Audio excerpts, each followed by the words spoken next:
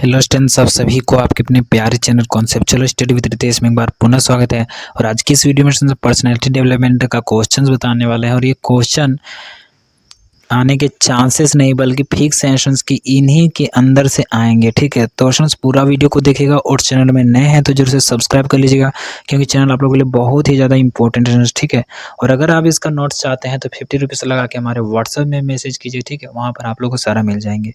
ठीक है, तो देखिए क्या संचार किसे कहते हैं। बहुत ही ज़्यादा important question sir. Total 12 question दिए गए हैं जो कि बहुत ही ज़्यादा इंपॉर्टेंट है।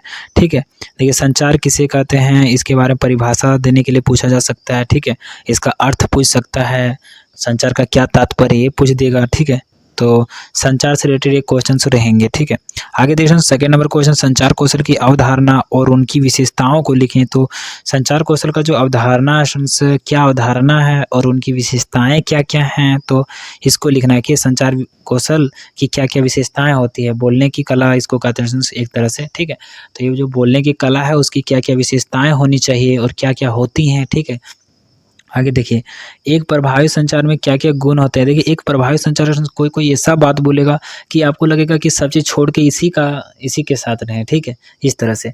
तो आजकल जो बोलिए पर सारा कुछ होता है। कोई किसी के अंदर नहीं जाके देखता है कि उसके अंदर क्या है, अच्छा है बुरा है। ठीक है, जिस तरह से आदमी बोलता है उसी तरह से उस पर काम करने लग जाता है। ठीक है, कोई गुस्सा होकर बोल दिया तो उसके विपरीत में काम करने लगता है, कोई प्यार से बोल दिया तो उसके पक्ष में काम करने लगता है। ठीक है, तो ये प्रभावी संचार में क्या क्या गुण होते हैं आप इसको लिखना है से। ठीक है, देखिए सफल साक्षात्कार के लिए कौन सी कौशल की आवश्यकता होती है। एक सक्सेसफुल इंटरव्यू जो होता है उसमें कौन कौन से कौशल होने चाहिए। तो सबसे पहली बात ये उसकी बोलने की कला आनी चाहिए। ठीक है, आप लोग का बोलने का कला आना चाहिए। और दूसरा जो है आप लोग का जो बॉडी लैंग्वेज है, बॉडी लैंग्वेज का बढ़िया मेंटेन करके रखना चाहिए। फिर ड्रेसिंग बढ़िया करना चाहिए। फिर जो आपका सजावट है जैसे कि पाउडर लगाना, हिमानी लगाना। ठीक है, तो ये जो लिपस्टिक वगैरह लगाना लड़के नहीं लगाएंगे। ठीक है, लड़के भी बाल वगैरह बढ़िया से थोड़ा करके जाएंगे। तो वो सारा कुछ क्या आप लोग का जो है सो कौशल है एक तरह से। ठीक है, वो बढ़िया से करने का, ताकि इंटरव्यू वाला को पसंद आ जाए आपका चेहरा और जो आप बात बोलें उसको पसंद लगे और आपको सेलेक्ट कर ले। ठीक है, अब देखिए स्व विकास कौशल, कुछ स्व विकास कौशल होते हैं जो कि अपने अंदर में लाने होते हैं, खुद से विकास करने होते हैं। ठीक है, खुद से विकास करने वाले कौशल। ठीक है, जैसे कि देखिए व्यक्तित्व का परिचय, प्रकार तथा आत्मविश्वास को लिखिए। तो व्यक्तित्व का परिचय क्या होता है।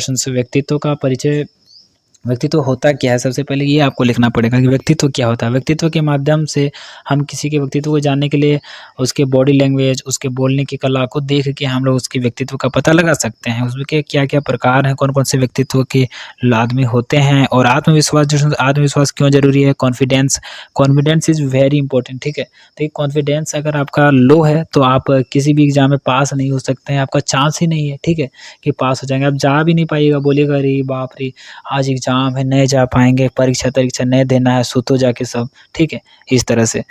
तो इसी तरह से अगर पानी पड़ गया है तो जीवन करेंगे स्कूल, आज पानी पड़ गया तो हम कैसे जाएंगे, नहीं जा सकते हैं। एक कॉन्फिडेंस कमी को दिखाता है। ठीक है, कि किस तरह का कॉन्फिडेंस उसके अंदर है। ठीक है, आगे देखिए नकारात्मकता से निपटने के लिए हमें क्या क्या करने चाहिए। बहुत सारे लोग नकारात्मकता से निपट ही नहीं पाता है। सो सबको लगता है ना कि अब मेरा जीवन में जो होगा सो यही होगा। मान लीजिए किसी का पैर टूट गया। ठीक है, उसके मन में जो नकारात्मकता आ गया कि आप जो है सो हम जिंदगी में कुछ कर नहीं पाएंगे, तो ये नकारात्मकता है, नेगेटिविटी है। ठीक है, बहुत सारे लोग इसी समय में जो बहुत कुछ कर लेते हैं और बहुत लोग बहुत कुछ किए हुए हैं। ठीक है, तो ये सारा कुछ है। लक्ष्य निर्धारण की अवधारणा, अब देखिए और महत्व। ठीक है, देखिए गोल अगर आपका सेट नहीं रहेगा तो आप जो है सो कुछ भी नहीं कर पाएंगे। ठीक है, तो गोल सेटिंग बहुत ज़्यादा जरूरी है। लक्ष्य निर्धारण की अवधारणा और महत्व, इसका महत्व से रिलेटेड तो आएगा ही आएगा, तो फिक्स है, मेरा सारा क्वेश्चन फिक्स रहते हैं। ठीक है, और लक्ष्य निर्धारण के कौन कौन से प्रकार हैं उसको भी बताना। ठीक है, अब देखिए किसी के व्यक्तित्व का पता हम कैसे लगा सकते हैं, तो उसके उसको देख के लगा सकते हैं, आधा तो देख के पता चल जाएगा किस टाइप का आदमी है, दूसरा तो उसके बोलने की कला से पता कर सकते हैं और तीसरा उसके विचारों से पता कर सकते हैं, ठीक है। बोलने की कला भी ऐसा है ना कि अपने विचार को छिपा भी सकता है, ठीक है, कि उसके अंदर के क्या विचार हैं। बहुत सारे लोग जैसे सामने मीठा-मीठा बोलते हैं उसके और जैसे आपके पीठ पीछे जैसे गलत काम कर रहे हैं, ठीक है, और गलत बोल रहे हैं, तो वो सारे लोग क्या करते हैं अपने विचारों को छिपा के रखते हैं आपके अपने बोलने की कला से, ठीक है, तो वो सारा गलत चीज़ है। देखिए समय प्रबंधन से आप क्या समझते हैं टाइम मैनेजमेंट? समय प्रबंधन बहुत ही ज़्यादा इम्पोर्टेंट है क्योंकि ये क्वेश्चंस आएँगे तो आएँगे क्योंकि आप लोग के जीवन में समय प्रबंधन बहुत ज़्यादा इम्पोर्टेंट है। देखिए टाइम मैनेजमेंट मान लीजिए कोई स्कूल का टाइम 10 बजे है, आप जा रहे हैं 4 बजे तो क्या आपको पढ़ने दिया जाएगा? नहीं दिया जाएगा। तो समय का बहुत ज़्यादा महत्व है, ठीक है। टाइम इज़ मनी, ठीक है। If you respect time, time will respect you. अगर आप आज टाइम का रिस्पेक्ट करते हैं, सम्मान करते हैं, तो कल रह के आपको भी समय जो है सम्मान दिलाएगा, ठीक है। और समय सबका आता है या ये सुने ही होंगे, ठीक है। आगे देखिए संज्ञानात्मक पूर्वाग्रह क्या है और मानसिक मॉडल क्या है। देखिए संज्ञानात्मक पूर्वाग्रह एक मन में पहले से चला आता है कि ये तो हो ही नहीं सकता है, ये तो कर ही नहीं सकता है, ये तो हो भी नहीं करेगा। जैसे कि किसी को बोल दीजिए बहुत सारे लोग गाँव में रहता है बोलता है कि हम डीसी बनेंगे, ठीक है। बोलता है कि तुम तो कर ही नहीं पाएगा, तुम गधा है, तुम एकदम सुअर है, ठीक है, तुम तो कुछ कर ही नहीं सकता है।